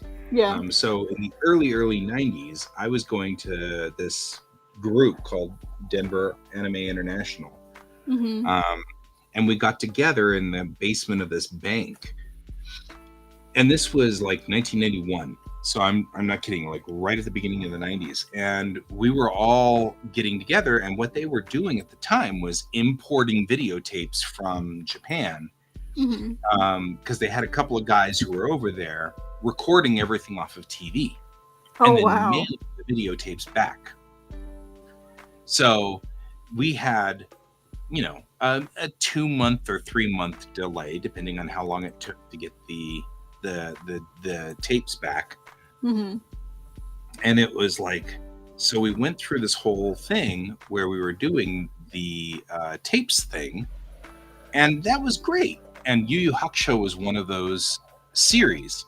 So what they would do is they had like 6 or 7 series that they were running congruently. So they would, like, for example, the first show would be Ranma, the second show would be Yu Yu Hakusho, the third show would be an episode of the Dirty Pero AVs, the fourth show, and every month they would just show the next episode down. And when one series ran out, they would replace it with a new series and then start with the episode 1 of that series. Seriously, most hated manga of all time. Urotsuki Doji? Or is that just me? That's me. Wait, what? Neon was asking what's the most hated manga of all time. Oh, like what? What is it? Oh. What was your answer? Oh, I said Urotsuki Doji. Oh. Because it's tentacle porn, and yeah, the manga is worse than the anime, and the anime was horrible. Yeah. I mean, I didn't know what that was, and okay, so you guys have all seen Atlantis, the Disney Atlantis, right? I'm just saying, because I haven't seen that one yet, so I don't have the context for how bad it is. Okay, so Atlantis is one of the best written of all of those. Sorry, I meant the anime you talked about. I've seen Atlantis. Oh, yeah. Well, you know that scene where he hands out the black, or the come on, guy, blindfolds. He hands out the blindfolds as everybody's going to bed, and he goes, "You don't want to see it. I've seen it, and I didn't want to see it. You don't want to see it." No. Well, that's a correct. That's the way I feel about Urotsuki Doji. Yeah. You don't want to see it. I've seen it. I didn't want to see it. You don't want to see it. Trust me. Just don't bother. Because I didn't know. Yeah. You know what I mean? Like early on, I knew that there was something different about anime, but I entered in on Voltron and Macross, Robotech and Voltron. So I came in from the point of view of Dairuger 15 and Go Lion, which are Voltron's 2 different forms. They became one series. And then I came in from Macross and Southern Cross and Genesis Climber Most Piata, which is what makes up Robotech. So for me, I was like, this is great. It's full of spaceships. It's full of robots. I'm into all of this. There's nothing wrong here at all. Then I got full anime, and then I got into Ranma and all of that stuff. And I was like, this is even better. Then somebody showed Urotsuki Doji, and we had tentacle porn all of a sudden. And I'm like, you know what? I could have lived my entire life without this. So anyway, what's your thought for most hated manga? So Neon, are you asking like in the Zeitgeist what is the most hated manga, or are you asking like us individually? What's the most hated manga that we individually hate? Because there's entire groups of manga that I don't like that other people really love. Yeah. And there's nothing wrong with that. It just doesn't have enough spaceships and robots for me. Like, so like I've got like individually, okay. Oh, individually, okay. So God, I've read so much manga. Like, which ones were the ones that I actually like bailed on? Are we doing The ones we hate individually. comics or anime? Comics, that's the manga. The manga. Yeah. Okay, I have it. What you got? Haibane Renmei. Oh yeah. Yeah, that's true. Now, Really? I had a real problem with Ray Earth. Of all Really? things. The Ray Of Earth all manga. things. Of all things, I just could not make it through Ray Earth. Yeah, that's a little surprising, honestly. Because everything else Clamp makes is wonderful. And I absolutely love everything else Clamp makes. I had a real problem with Ray Earth. That was so weird. That is weird. So the pacing was strange. And I mean, this is the same thing as like X 1999 kept me glued to it. Yeah. I read every page of X, and all of X was like a big deal. But yeah, Ray Earth, I've tried. It's like the Lord of the Rings of manga for me. I've tried reading the Lord of the Rings like 200 times in my life. And I keep making it to Tom Bombadil and then just like petering out and losing focus. It's like, so it's not like I hated it. I love the artwork. I always love the stuff that Clamp does. Clamp specifically is a great team, and their artwork is beautiful. But yeah. Ray Earth was a problem child for me. I'm sure I have read one or two junk manga that, was some... Oh, Slam Dunk. Really? That's interesting. I just never got Slam Dunk. Uh-huh. Or, for that matter, What's Michael? What's Michael is also kind of one that I've had intermittent... I didn't get it. Crayon Shin-chan was a difficult manga to read until I went and lived in Japan. Then Crayon Shin-chan was much easier to understand. Honestly, I watched Crayon Shin-chan, so I don't know how accurate it is, but I really liked it. Doraemon, same thing. I haven't read that one yet, but it's on my list. Everyone says it's a really good manga for studying Japanese, so I definitely want to at some point read it. Ooh, you know what's also a good manga for studying? Yotsuba. Yotsuba. Everyone says Yotsuba. Everyone's like, "How you doing Yotsuba?" I'm like, "I know. I'm waiting for money to buy the books." But there's a zillion of them, and you'll understand when I say she has a small thermonuclear reactor in her running her. There's no other explanation. Yeah. Just saying. No, Cheese Sweet Home. I've heard it's adorable. Cheese Sweet Home. Yes, I would love to read that one. I've seen some of the art adore from it. Cheese Sweet Home. It looks so cute. It's so cute. It's so disgustingly cute. But okay, cool. I'll definitely make it. When Chi speaks, because Chi is a kitten, when Chi speaks in her head, she uses baby talk. Oh. Which is very accessible. Good. Good. My toddler Japanese brain needs accessible. Right? She'll say tabe chai, which is I want to eat. Tabe chai, yeah. Tabe chai. Chai. They chai? put because it's baby CHs. They put CHs in. Babies have a hard time with that hard T, so they'll say tabe chai. Oh, okay. So it's baby. That would probably confuse the frick out of me, like without the context. You'll get it. Every time they write it, it's in katakana. Oh, okay. So it's not in kanji. It's in katakana and so just sound it out and you'll go, oh, and you'll get it by context. Mm-hmm. But moreover, you'll get a simplified Japanese from the people because they're talking to a kitten. So the humans in the story are like, chi, oide, oide, oide. And you get like what that means now. It means come here, right? Mm-hmm. But, it's not a term that you use normally. I wouldn't say, cat. To another oide. person. Right. That would be rude. So I wouldn't say cat, oide. Oh man, I need to add this to my wish list in Amazon. Right? Oh man, I love reading chi. It's so easy. I've seen the art from it, and it looks so It's beautiful. cute. It's so cute, and it's exactly what we were just talking about. Chi is exactly what started this whole conversation. Yeah. All of the episodes are simple.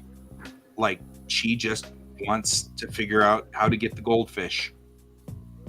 And doesn't succeed naturally because you don't want the goldfish to die. So, the boy will come in at some point and just stop Chi from getting the goldfish, and the story's now over.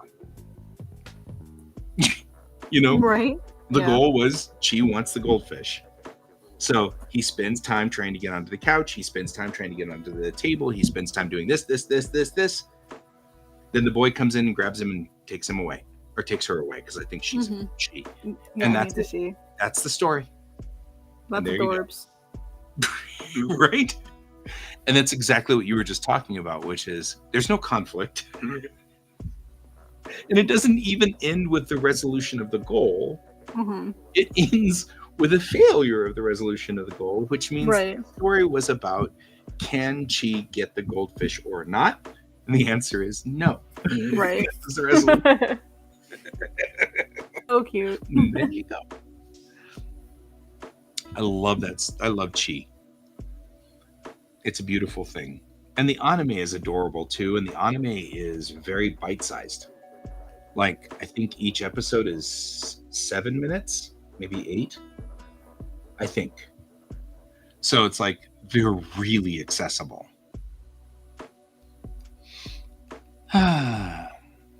Now I have run out of things to say.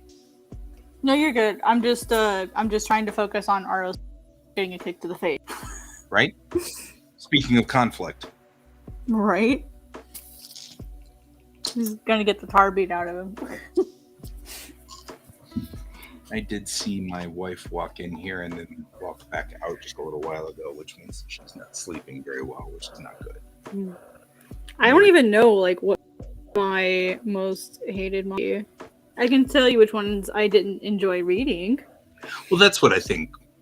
That's what I think she's after when Neon's saying that. That's what I think that's the point. Because of course I don't hate any manga, but I don't really hate things. Yeah, like I'm there's really, no. Yeah. That's not a pretty. I mean, just me personally, I'm like, For me, it's either something I really like or it's okay. So, Slam Dunk is okay. Mm-hmm. So the manga that I started and couldn't finish, just because I didn't like the story. Actually, I feel really bad because I know a lot of them are really popular. I could not finish Attack on Titan. I think I couldn't even finish the first volume. Wow. One Piece, I couldn't. I got to chapter 3 and then I had to stop. Well, to be fair, nobody will finish One Piece. Well, I started it forever ago. It's the art style. It has nothing to do the story scene, but I cannot stand the art style. Like the new stuff or the old stuff, I don't like it. And so for me, the visual experience is ruined, and so let me reading it. JoJo's Bizarre Adventure has the same problem for me. I don't like the visual style. The story seems pretty neat, but it's very Chosen One-y, and I do not like Chosen One stories. Or Fate, Destiny, I am the special chosen one because I have a special birthmark on my back. Congratulations. I don't care. Merry just- birthmark. Yeah, like I just don't care about that kind of stuff. Plus I don't like the visuals at all. But like I said, his storytelling is neat, and I've kind of like kept up with the story through like summaries and like reviewers and stuff, but I just don't like the visuals. Bleach, hated Bleach, did not like it at all. I did not like Bleach. I don't even think I finished chapter 1. And my friends, when like, and this was when it was really popular, like back in like the mid or late 2000s, when it was really getting popular. All my friends were like, oh my god, Kat, you gotta read Bleach, and like I tried it, and I'm like, no, no. Those are probably the ones that I enjoyed the least. The only manga that I hate is Wolf's Rain. It's shit compared to the anime. I don't know which one came first. But it's a completely different storyline. I don't know which one is technically canon. Or if it just never got finished or what, but it's 2 books. It's 2 volumes. They took the whole story and fit it into 2 volumes, and they cut out everything. Yeah, I think there's definitely I don't like any Macross manga that was not written by Haruhiko Mikimoto. Yeah.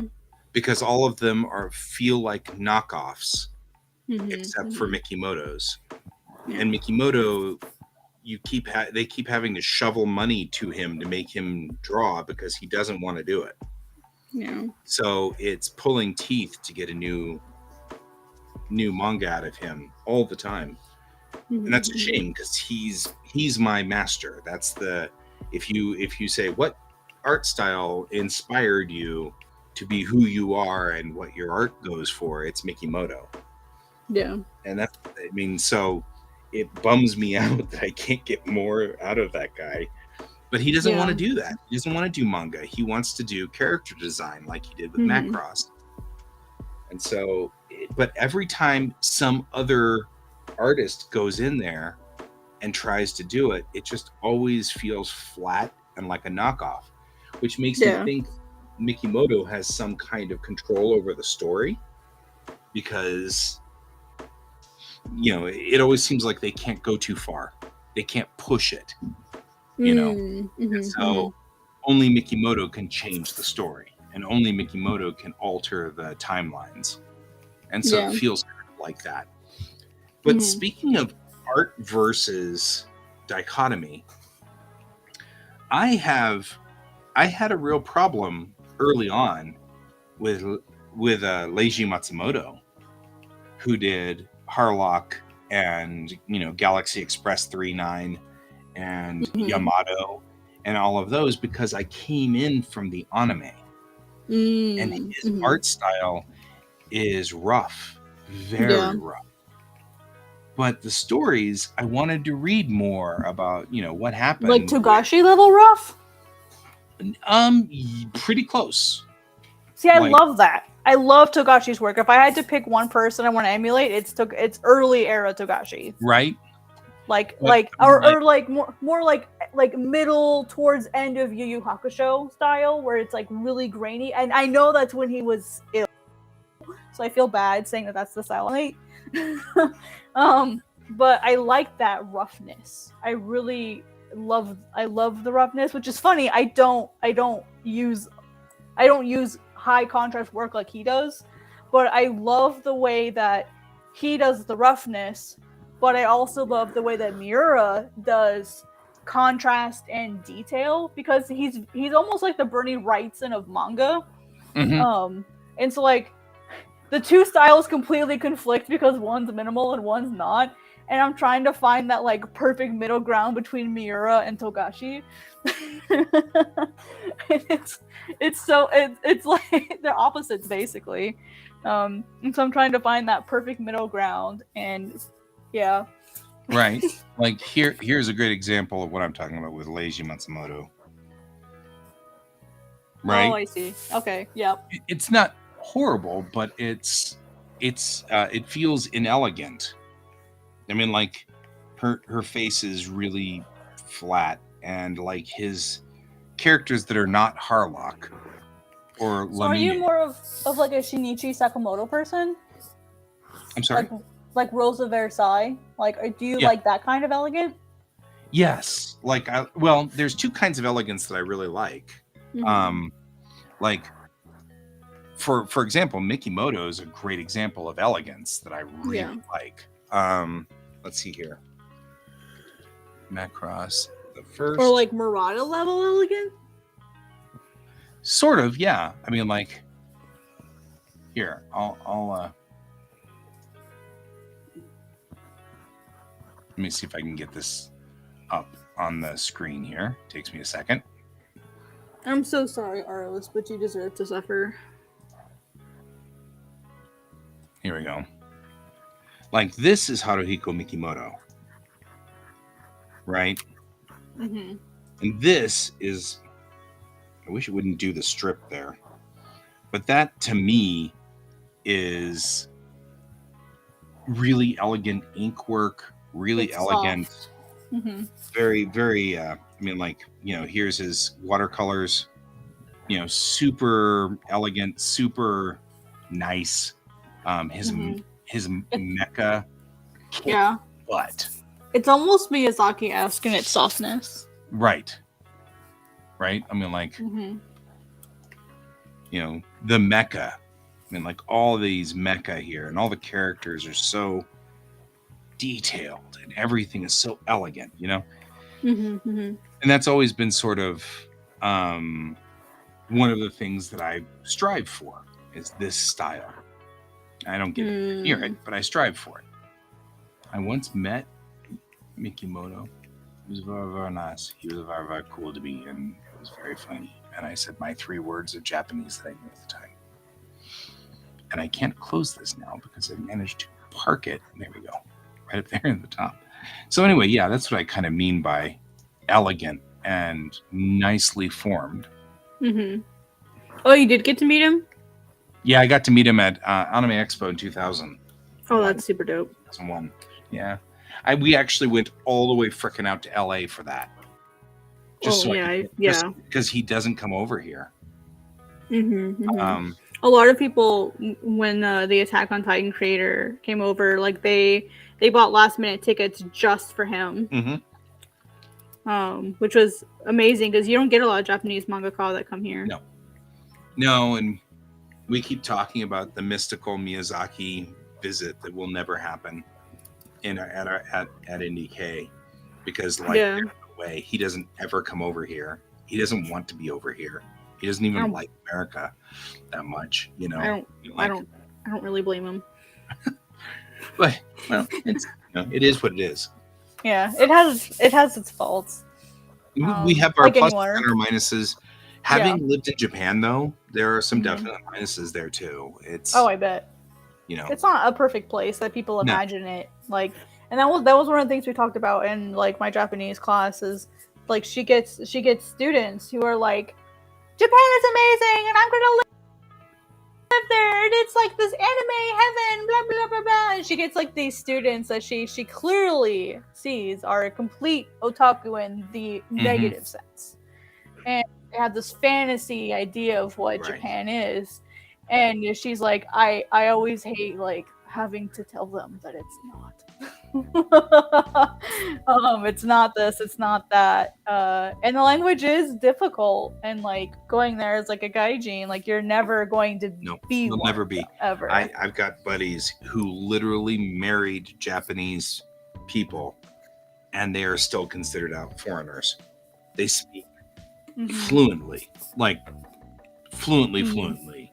They do everything perfect. They follow every piece of etiquette, and they're still completely treated like foreigners. And the thing that sucks is it's not racism like you think it is, like the way it is here.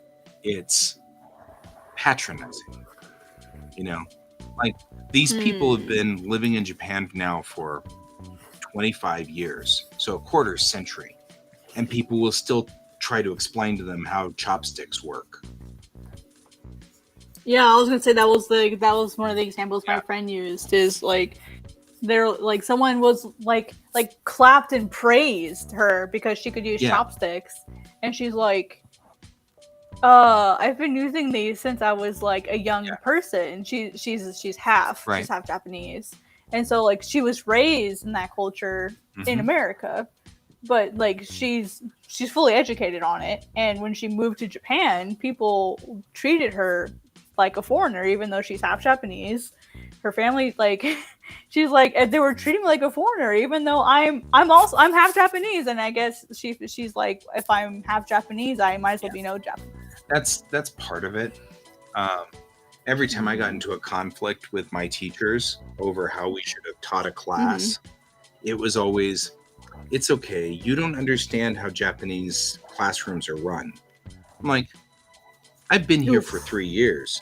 I know exactly how you run your classrooms. And trust me when I say, we tried this in the US in the 50s, and it don't work. And this is why Korea is kicking your butt. And that's literally what I said. And it was, wow. I was over her. I had this particular teacher. She was so young. She was straight out of university, and she was super young. And I conflicted with her so hard all the time, because it was always this. It was, this isn't what they taught me in university, so we're not going to do it. And I'm like, okay, but rote memorization, that doesn't work. You know what I mean? And, and the thing is that she spoke really good English. And I'm like, look, you didn't learn English by rote memorization. So why expect Why make your kids do it? kids would do this? Yeah. And really, it was what she was trying to say and not saying was, we're a podunk school in the middle of nowhere. Their only hope for getting any kind of good college is to have a freak accident and move to Tokyo. So all of the kids that are here are really just treading water in English. We're just following what the requirements are by the national guidelines. Therefore, don't stress out about it. And I'm sitting here as an American going, if you give them English, they can go to America. So they can get out of the rut that they're in. And I couldn't convey that to her. I could convey that to my second year teacher. He was really cool. He and I, we were a team. We were together, man. But she and I conflicted so hard. And I was saying stuff like that to her in Japanese, because I was like, look, you're not getting my nuance here. Let me say it in Japanese for you so that you will get what I'm trying to say. And I was being like super blunt about stuff. It was really because I was tired of her. She interfered all the time. She messed up what I was doing. And since I technically was the lowest ranking teacher and would always be so, because ALTs are never considered full teachers. Yeah. She came into the school, and I had been there for 3 years. Yeah. She joined the school at that point. I'm like, dude, you don't understand how this high school or this junior high works. You don't even know. Because every school's got a different personality, you know? Yeah. Even in Japan. So rough. Still mad at her. It's been 15 years and I'm still mad at her. Oh, well. Yeah, one of those I will never forgive things. How do you do small sound effects such as sigh? Depends. Are you doing them in English or Japanese? The Japanese symbol for it typically is like a mushroom. Yeah, like a bump, like that. Something like this, yeah. That's a little mushroom. Yeah. In English, I literally just put the word sigh. Yeah. Could do something soft. With asterisks. With asterisks. You could do that, Yeah. or there's like this three shape thingy that you can also do. What's got like the 3 different shapes. You can do that as well. I've seen that Yeah, you've sometimes. got stars. So There's lots of ways you can do it because it's how the person is sighing too. I just had a page with this. hey, Miso. The character size. George is Right. part of the show. Miso might Yep. as well be too. Yeah. Yeah, Miso's playing with her new feather toy that I've got for her. Right. Because So you just had a destroyed page the other one. that you actually put that in there. Yeah. And see, the way that Can's doing it is actually kind of cool too because it's dripping. Yeah. The The thing with a sigh is you want to have how they're doing it too. Right, because So, you have like- things like sigh, like, and then you have, which is more like a huff, but there's also Yeah. like you're out of breath sigh, like you're trying to breathe. There's so many different types of sighs, and then there's like, Or there's the yeah. disgusted sigh where it's like, yeah, oh yeah, and you can actually, using the onomatopoeias, you can actually go through and put in a lot of characterization, and actually, when you draw them, have little things coming off so that it looks more. It gives it more feeling. right. As it were. I did the mushroom, but then I put the word in there because people were saying that it wasn't understandable. visual grammar. People learn Right. it. Visual grammar. I will die on the hill of visual grammar. I Oh, swear I to will God, too. it will be the death of me one day. I think the other thing I do is I'll put 2 panels together where she's in action on it. Let's see if I can find an example of that. Because I know somewhere we had 2 panels where they're together and she sighs because of whatever reasons, and for reasons. So I'm just going to look here and see if I can find the page.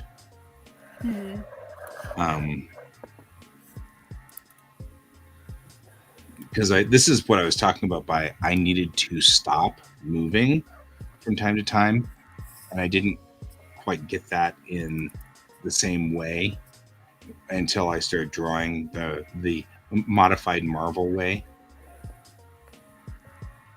And so now I'm doing modified Marvel. And I feel like I had it somewhere where she just... Oh, it's in the one that has nakedity, so I can't actually bring it up. But I do like I personally like the 2 panel thing. I have it in a different way for a different reason. Here, where I bring up, it's the same panel, so you can see that she's moving.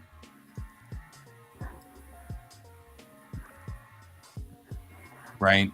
So, like, doing a thing and then duplicating the panel with slight motion difference to indicate she moved. I've done that with the sigh in the other one too, where you have panel 1 and she's like looking off to the side, and then panel 2 she's like, and so you see the sigh, like she drops her shoulders and her ribcage falls down a little and stuff like that. So I've got to come up with, speaking of language, we're going to have to come up with a language for these guys, my Shakrana. Visual languages for them. Because I've been thinking about how their eyes move to give different thought processes. Like,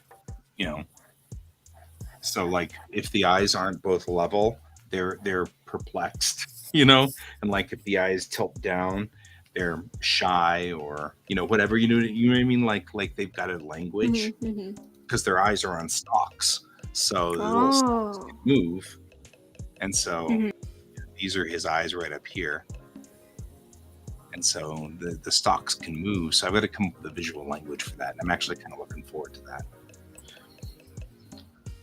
Oh boy, now I get to pick my songs. Yay! Sound effects. Sound effects are cool. Speaking of sound effects.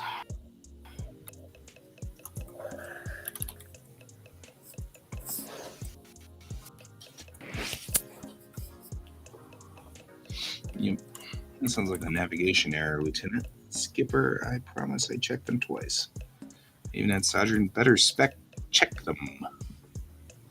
Bridge critics can confirm.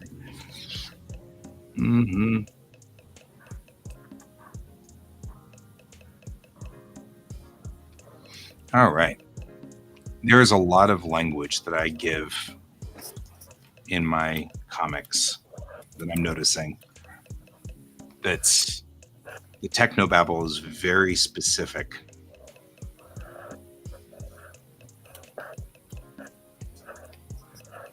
Hey, and for a minute there, Neon, you managed to get all three of us having comic panels up at the same time.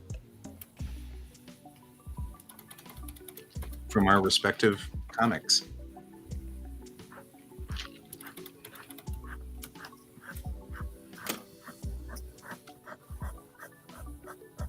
Which actually is kind of cool too, because like that's something we could, save and use in an opening credit sequence someday. Because I was noticing all the stuff in our opening credits. I'm like, I got the best I could out of these. So it's kind of like, All right, gentle beings, gentle folk. We are at the midnight hour. At least the midnight hour in Mountain Time. It's 11 o'clock Neon's time, and it's 1 o'clock on Cat's side. But either way, I think we're at the end of our show for the night. Well, at least I got the page inked. Yeah. For the end. I am still There's a lot going on this page. So, Kat, Neon, both of you guys, this was happening this morning. I was going into this scene, and all I could do was just I couldn't get out of the technobabble. I was so deep into the lore of this technobabble that this is what these pages were looking like. Mm-hmm. And now I'm like, I really need to cut that down. And so it's actually interesting you brought that up tonight, Kat, because that was exactly what I was doing. What's the goal of this scene? What do the people need when we exit this scene? What's the information that needs to be conveyed? And so I was literally breaking it down like that because I was getting all caught up in the technobabble. And so that's sort of what I did when I started tonight. You were talking about this and I was doing the same thing. I was kind of sitting over here going, okay, what I need to do is this. How am I exiting? It worked out. Yeah, it'll be fine. It's hard because we have a character who has done something magnificently weird, and the audience knows she's done something weird, but I have to have my characters write it off. You know what I mean? Like, it'd be almost like if you showed up at my doorstep in like 20 minutes, I'd be like, something's weird about this. But then my brain would start going, well, maybe you logged in to our show while in transit, or maybe, because I know you're in a different state, so you can't be here in 20 minutes. So, so I'm trying to do that with the characters, and it's hard because it's all technobabble stuff that they would know intuitively. My characters would know intuitively, but the audience doesn't know. So it's rough. We'll get there. Kan was like on because Kan was just in the chat room on the duck pond, and he's like, We'll work on this one. This is like a threat level. He's like, Why we're am I gonna- struggling with Sue? Oh my god. There we go. I got it. I was struggling with Sue for some freaking reason. I was like, it keeps looking like she. Ugh. Sorry. Okay, my folks. I guess I'm gonna roll us out, and I'll see you tomorrow because I'm gonna hit the hay. I'll be back online tomorrow morning at 9 a.m. Mountain Time if you want to join me. And tomorrow is Friday, so there will be no tomorrow night show, and there won't be one on Saturday night, but there will be on Sunday night. So we'll be back again Sunday night at 10 p.m. Mountain Time. Thank you for joining me tonight, Neon and Kat and Can. Appreciate it. I don't know if David's out there. I think David was at the artist meeting. So I'll see you all later. And as always, keep your eyes on the stars. Good night. Bye. Bye.